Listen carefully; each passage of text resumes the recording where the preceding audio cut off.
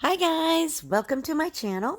My name is Michelle Moreus and I make art tutorials that are fun, easy, and accessible for everyone.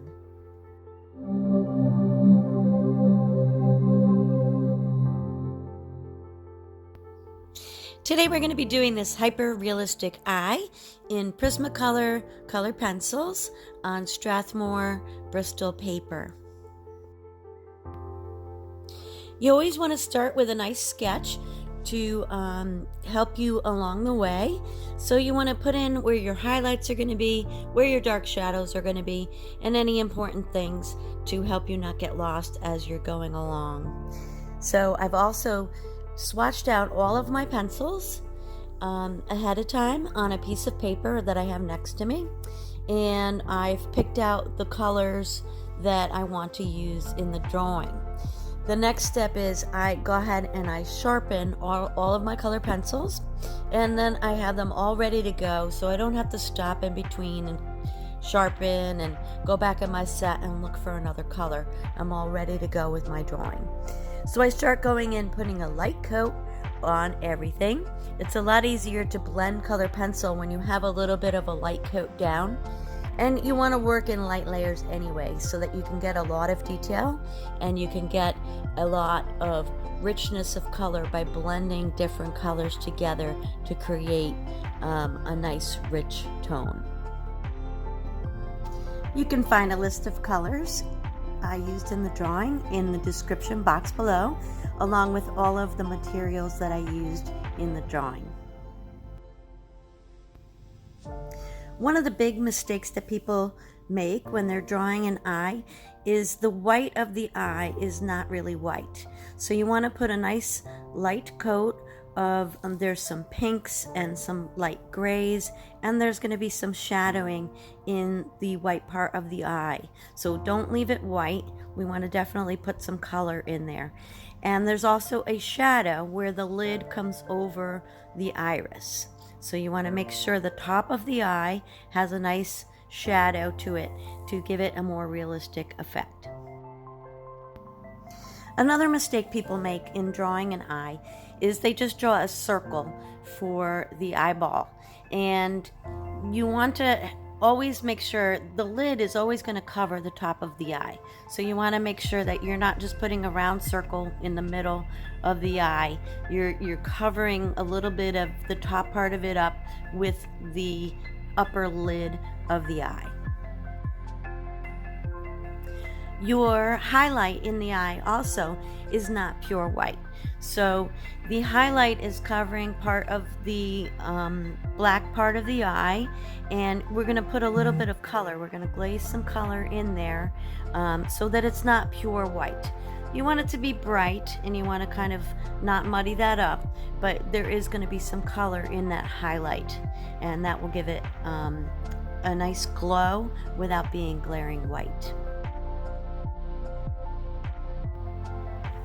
So in the eye, in the brown part of the eye, you can see there's a lot of like threads and cones and rods and things in there.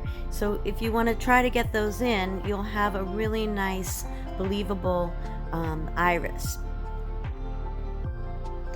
Don't put your eyelashes in too soon.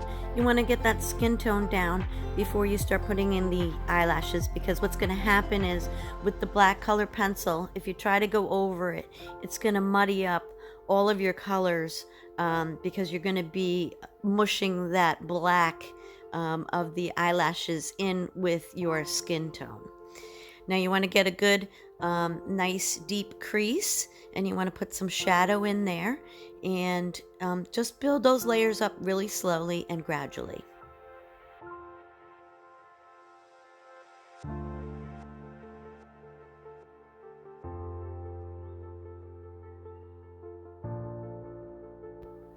I'd really love it if you are enjoying this to please smash that like button.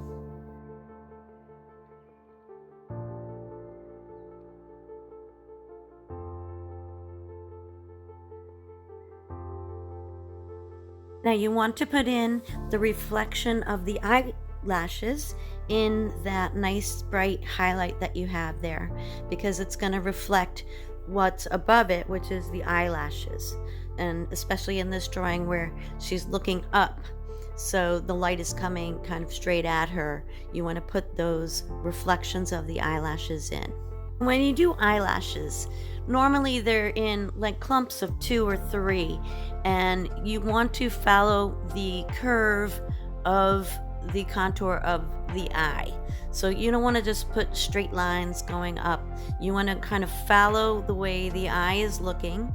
So the eyelashes on the left are coming more straight at you. So they're going to be a little bit straighter.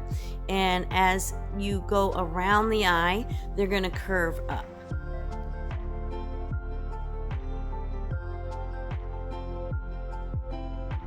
I'm going to go ahead and burnish some of that white of the eye.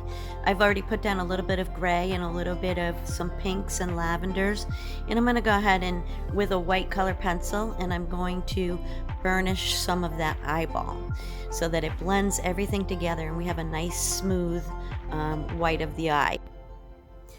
Burnishing is when you gradually increase the pressure of the pencil, which blends all of the underneath layers together. Now you want to make sure that you do not burnish too early, because what happens is you will ruin the tooth of the paper. So you won't be able to put down any more details on top. It makes it difficult because you flatten out the tooth of the paper.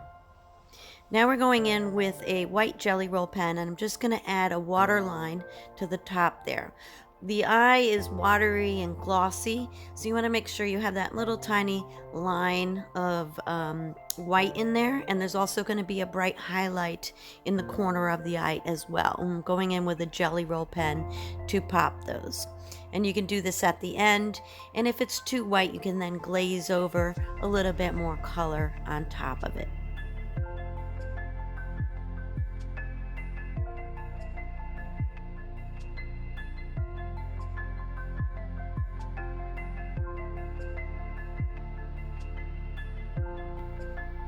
So now we're just darkening up all the eyelashes, making sure I have that curve correct, and just adding the final touches on everything, adding a little bit more shadow in that underneath lid. We're enriching our highlight and just cleaning things up. If you have any stray pencil lines, you want to clean those up at this time as well. Use your kneaded eraser and just go ahead and clean up the paper around it. With color pencil, what happens is you get some little colored pencil dust, and as you move your hand around the paper, it kind of will smudge on your drawing. So use your kneaded eraser and just clean all that up. If you've enjoyed today's tutorial, please give me a thumbs up. Leave a comment below for me. I enjoy hearing from each and every one of you, and I do get back to everybody. So please give me a like, thumbs up, and leave me a comment below. Also, if you're enjoying my content, please consider subscribing to my channel. I really would love that. It gives me some great edification, and it helps YouTube push my videos out there to a broader audience. So thanks so much, and happy art.